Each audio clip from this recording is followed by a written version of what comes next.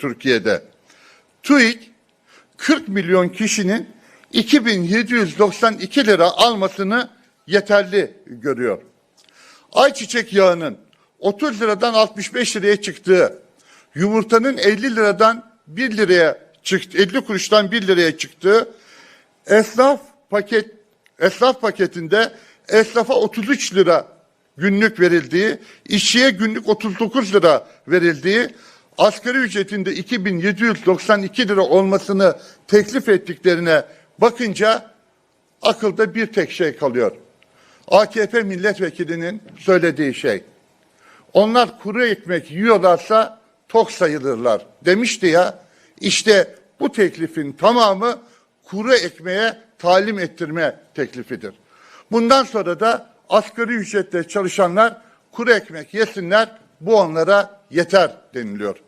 Kendi yaşam tarzları Türkiye'nin gözü önündeyken, saray için harcadıkları gıda rakamları Türkiye'nin gözü önündeyken, onların başta Cumhurbaşkanı ve AKP Genel Başkanı Recep Tayyip Erdoğan olmak üzere ve milletvekillerinin hiç yüzü kızarmadan bu teklifi getirmesine şaşırmamak gerekir. Neden? Çünkü onlar ne yapsalar yanımıza kar kalıyor diyor.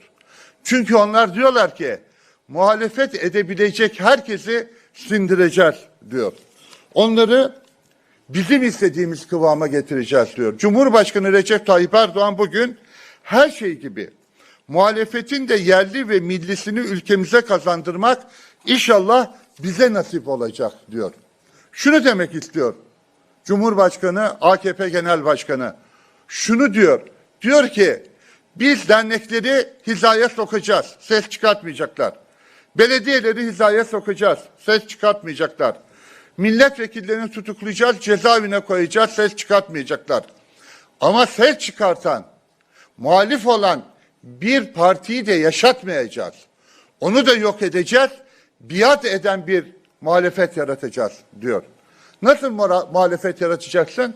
Alaaddin Çakıcı gibi mi bir muhalefet yapmak istiyorsun? Mafyadan mı dizayn edeceksin muhalefetini? Nasıl muhalefet yapacaksın? Milli muhalefet dediğin, senin her söylediğin doğrudur diyen bir muhalefet, aynı küçük ortağın gibi elini kaldıracaksan ne derse onun gibi mi bütün muhalefeti dizayn edeceksin? Türkiye Cumhuriyeti senin sandığın kadar o kadar ucuz kurulmadı.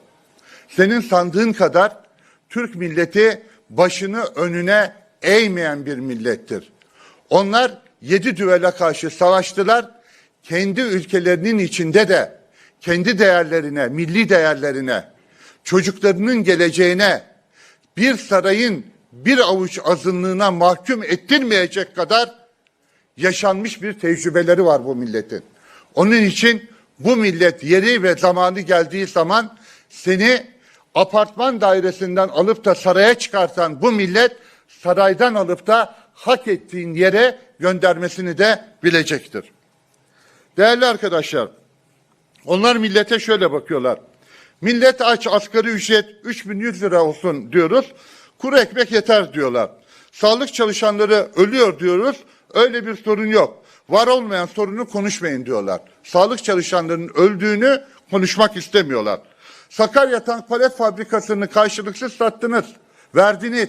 Peki tank nerede diyoruz? 18 ayda tank verilecekti. Tank yok diyorlar. Nedir? Bizim ordumuzun ürettiği fırtına obüslerini bizim ordumuza Katar ordusu üstüne kar koyup satıyor. 5. kol faaliyeti diyorlar buna. Sarayın adamları 3-5 maaş alıyorlar diyoruz.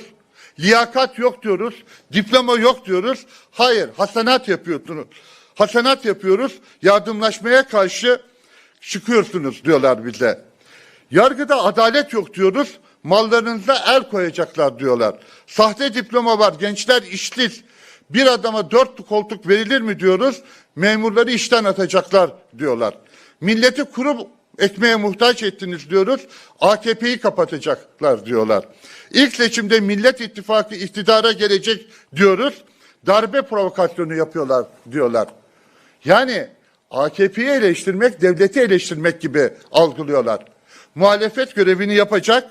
Onlar ne söylerse söylesinler ne yaparlarsa yapsınlar mazlum, mağdur, masum ama bir o kadar da onurlu milletimizin geleceği için asla taviz vermeden milletimizle beraber mücadele etmeye devam edeceğiz.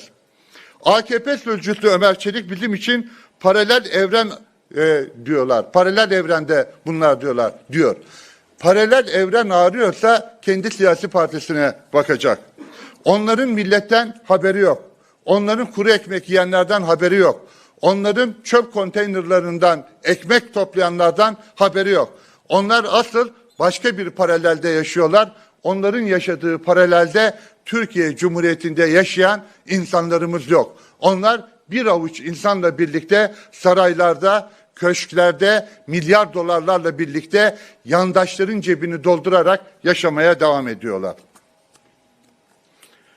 Değerli arkadaşlarım, bugün AKP Genel Başkanı ve Cumhurbaşkanı şöyle bir ifade kullanıyor. Diyor ki Türkiye Büyük Millet Meclisi'nde yüzüne baka baka bu ülkedeki gerçekleri biz kendi yüzüne söyledik ama yüzü kızarmıyor diyor Kemal Kılıçdaroğlu için. Ben de kendisine şöyle söylüyorum. Bu millet yoksul, aç, sen ekmeğe muhtaç. Sen diyorsun ki ya güldürmeyin beni, ekmeğe muhtaç insan olur mu diyorsun. Kimin yüzünün kızarması lazım? Senin yüzünün kızarması lazım. Bu ülkede çöp konteynerlerinden insanlar çöp toplarken ekmek toplamaya çalışıyorlar, yiyecek topluyorlar diyoruz. Sen öyle insanlar var mı ki Türkiye'de? Bunların hepsi palavra diyorsun.